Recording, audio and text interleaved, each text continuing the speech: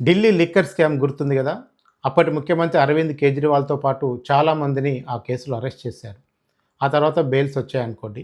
కానీ గురువారం నాడు ఒక కీలక పరిణామం జరిగింది. అదేంటంటే ఢిల్లీ లిక్కర్ స్కామ్కి అటు అరవింద్ కేజ్రీవాల్ కానీ, మనీష్ సిసోడియా కానీ, ఇటు తెలంగాణ నుంచి తెలంగాణ జాగృతి అధ్యక్షురాలు కవితకు కానీ ఎలాంటి సంబంధాలు లేవని కోర్టు తేల్చి చెప్పింది. వీరిపై ఆరోపణలు మాత్రమే ఉన్నాయి తప్ప ఎలాంటి ఆధారాలని సిబిఐ చూపించలేకపోయిందని కూడా కోర్టు స్పష్టంగా చెప్పింది. కేవలం ఆరోపణల ఆధారంగా నిర్ణయాలు తీసుకోలేమని, ఎందుకు సరైన ఆధారాలు సమర్పించలేకపోయారని సిబిఐకి మొట్టికాయలు కూడా వేసింది కోర్టు. ఏదేమైనా సరే ఒక పెద్ద విషయం. ఎందుకంటే అరవింద్ కేజ్రీవాల్, మనీష్ సిసోడియా అవినీతి పరులు అంటూ పెద్ద రాద్ధాంతం జరిగి అక్కడ అధికారం కోల్పోయే పరిస్థితి దాకా ఆ రోజు దాన్ని ప్రచారం చేశారు. అదేవిధంగా తెలంగాణ నుంచి గతంలో ఎంపీగా పనిచేసిన, ఎమ్మెల్సీగా ఉన్న కవిత గారిని కూడా అరెస్ట్ చేస్తూనే ఢిల్లీ లిక్కర్ స్కామ్తో దగ్గరి సంబంధాలున్నాయి, ఇన్వాల్వ్ అయ్యారంటూ పేజీలకు పేజీలు ఛార్జ్ షీట్లు రూపొందించి అందులో ఆమె పేరుని 11 చోట్ల ప్రస్తావించిన విషయాన్ని కూడా మనం గమనించవచ్చు.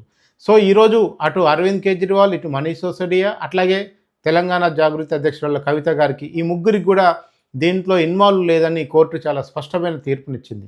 ఇప్పుడు బీజేపీ ఎక్కడైతే ప్రతిపక్షాన్ని ఏ రకంగా రాజకీయంగా ఇబ్బంది పెడుతుందో, ఎక్కడైతే ప్రతిపక్షాలని తమకు అనుకూలంగా మార్చుకోవాలని ప్రయత్నాలు చేస్తూ తప్పుడు కేసులు పెడుతుందని వివిధ పార్టీలు ఆరోపిస్తూ వస్తున్నాయో అదే నిజమని ఇప్పుడు తేలింది.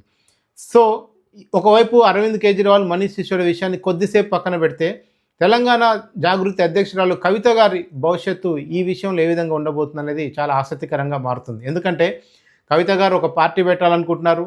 ఢిల్లీ లిక్కర్ స్కామ్ తర్వాత క్రమంగా ఆమె బీఆర్ఎస్ పార్టీకి దూరం అయ్యారు. ఆమెను సస్పెండ్ చేస్తూ నిర్ణయం తీసుకుంది. ఆమె ఎమ్మెల్సీ పదవికి రాజీనామా చేశారు. చాలా వేగంగా పరిణామాలు జరిగిపోయినాయి. ఆమె గత కొంతకాలంగా బీఆర్ఎస్ పార్టీలోని ముఖ్య నాయకులను టార్గెట్ చేస్తూ కూడా మీడియా ముఖంగా మాట్లాడుతూ వస్తున్నారు. సో ఇప్పుడు కవిత గారికి మరొక బలమైన ఆయుధం దొరికింది. ఢిల్లీ లిక్కర్ స్కామ్లో ఆమెకి క్లీన్ చీట్ ఇవ్వడం అనేది ఆమె పొలిటికల్ కెరీర్కి చాలా చాలా చాలా పెద్ద పాజిటివ్ అంశం కింద దీన్ని ఆమె భావించడానికి అవకాశం ఉంది. ఎందుకంటే ఇప్పటి వరకు ఆమె మీద ఉన్న ఆరోపణలు ఏంటంటే లిక్కర్ రాణి అనే బిరుదు పెట్టారు, లిక్కర్ స్కామ్లో పాత్ర ఉందని చెప్పారు. అలాంటి మహాపురుషుడికి ఇలాంటి లిక్కర్ రాణి ఎలా పుట్టిందండి, రకరకాల సోషల్ మీడియా కామెంట్లు ఆమెని చాలా రకాలుగా గురి చేశాయి. ఆమె కూడా ఎన్నో సందర్భాల్లో ఆవేదన వ్యక్తం చేశారు.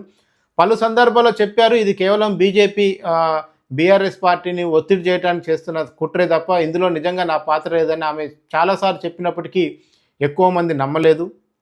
మీడియా కూడా కవితకు పాత్ర ఉన్నట్లుగానే చాలా మీడియాలు కూడా రాశాయి.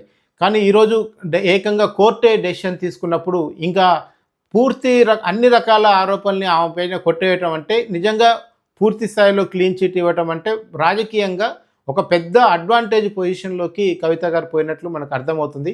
రేపు ఆమె పెట్టబోయే పార్టీకి ఆమె మీద ఉండే ఏకైక విమర్శ ఇప్పటి వరకు ఏదైనా ఉందంటే అది లిక్కర్ స్కామ్ మాత్రమే. ఇక లిక్కర్ స్కామ్లో ఆమె పాత్ర లేదని తేలిన తర్వాత ఆమె కూడా చెలరేగిపోవటానికి అవకాశం ఉంటుంది. ఇప్పటి వరకు తనపై రకరకాల ఆరోపణలు, నిందలు వస్తున్నప్పటికీ కూడా ఆమె అన్నిటినీ బరాయిస్తూ ఇప్పుడున్న ప్రభుత్వం పైన అట్లాగే గత ప్రభుత్వం పైన విమర్శలు చేస్తూ వస్తున్నారు. ఇక లిక్కర్ స్కామ్ గురించి ఆమెను ఎవరు విమర్శించడానికి అవకాశం లేని రీతిలో తీర్పు వచ్చింది కనుక ఇక కవిత గారి రాజకీయ దూకుడికి ఎవరు కళ్ళెం వేయటం కూడా అసాధ్యమవుతుంది. సో త్వరలో బహుశా ఏప్రిల్ లేదా మే నెలలో కవిత గారు పెట్టబోయే పార్టీకి ఇదొక మంచి పాజిటివ్ మూడ్ సంకేతం వచ్చినట్లుగానే భావించాల్సి ఉంటుంది. ఏదేమైనా సరే తెలంగాణ రాజకీయాల్లో ఇప్పటివరకు ఉన్న కాంగ్రెస్, బీఆర్ఎస్, బీజేపీ కాకుండా మరోవైపు బీసీ పార్టీ అని, ఇంకోవైపు కవిత గారి పార్టీ అని రకరకాల వార్తలు వస్తున్నాయి. సో ముక్కోన పోటీ నుండి 5 పార్టీల పోటీ కింద తెలంగాణ రాజకీయాలు మారటానికి ఎంతో సమయం పట్టేలా కనిపించట్లేదు. Thank you friends, thank you watching this video.